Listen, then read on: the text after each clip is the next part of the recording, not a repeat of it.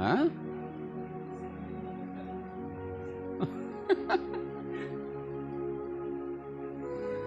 అన్ని పంటలు తింటాము. యేసు ఏమీ తినలేదు, మేము తింటాము. ఇప్పుడు ఏది ఉపవాసం? ఆయనదా మందా? అది అర్థమైందండి? భలే ఉంది కదా వాక్యం. మోషేనే ఏం తాగలేదంటే ఈయన తాగాడంటావా?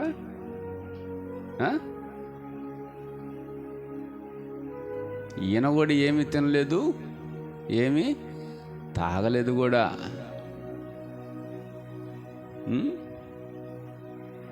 యేసుక్రీస్తు వారు ఆ తర్వాత ఏం చేశాడు?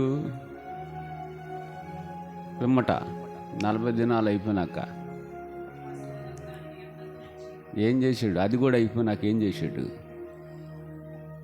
సువార్త ప్రకటించటానికి బయలుదేరాడు. అవునా?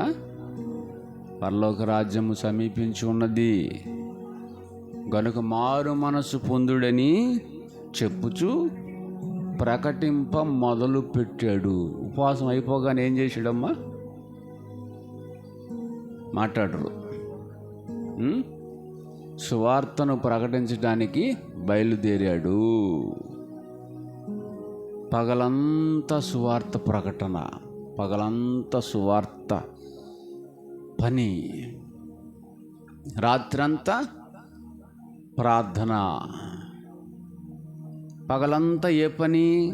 సువార్తను ప్రకటించే పని. రాత్రంతా ప్రార్థన. ఆయన పని ఏంటి? సువార్త ప్రకటించడం. ఎప్పుడు చేస్తాడు ఆ పని? పగలు. రాత్రి ఆయన చేసే పని ఏంటి? ప్రార్థన. ప్రార్థన. పని ప్రార్థన, పని ప్రార్థన. ఇక్కడ ఒకటి చెప్పండి. పని ప్రార్థన, పని ప్రార్థన. ప్రార్థనే పనా? మాట్లాడరు. ప్రార్థనే పనా? పని వేరు, ప్రార్థన వేరు. పని ఎప్పుడు? పగలు. పని అంటే ఏంటి? సువార్తను ప్రకటించటం. ప్రార్థన అంటే దేవునితో చెప్పటం. చేసిన పని అంతటిని దేవునితో చెప్పటం. అంటే రిపోర్ట్ ఇవ్వటం. దాన్ని ప్రార్థన అన్నారు. పని మాని ప్రార్థన చేశాడా? చేయలేదు. పని చేశాడు, ప్రార్థన చేశాడు. అంటే ముందేది? ముందు పని చెయ్యి, తర్వాత ప్రార్థన చెయ్యి. అంటే పని చేస్తూనే ఏం చేయాలి? ప్రార్థన చేయాలి. పని చేస్తూనే ప్రార్థన చేయాలి. పని మాని ప్రార్థన చేయవచ్చా? చేయకూడదు. ప్రార్థననే పనిగా పెట్టుకోవచ్చా? పెట్టుకోకూడదు. అర్థమైందండి? అది యేసుక్రీస్తు వారు నేర్పుతుంది. తరువాత యేసుక్రీస్తు వారు కూడా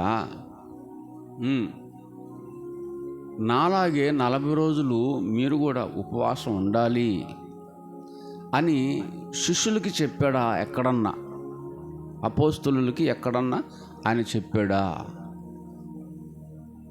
కొత్త నిబంధనలో చెప్పలేదు. చెప్పలేదు. అందుకే మీరు శిష్యుల యొక్క జీవితాన్ని చూడండి. వాళ్ళు ఎక్కడ కూడా 40 రోజులు ఉపవాస ప్రార్థన చేయలేదు. వాళ్ళు ఎక్కడ కూడా పని మానేసి ప్రార్థననే పనిగా పెట్టుకోలేదు. ఎక్కడ కూడా చేయలేదు. అయినా దేవుడు సంతోషించాడు వాళ్ళ విషయంలో. వాళ్ళు ఏమి చేసి దేవుణ్ణి సంతోషపెట్టారు? ఏమి చేస్తే దేవుడు సంతోషిస్తాడు? వీళ్ళు ఏమి చేసి ఆయనను సంతోషపెట్టారు?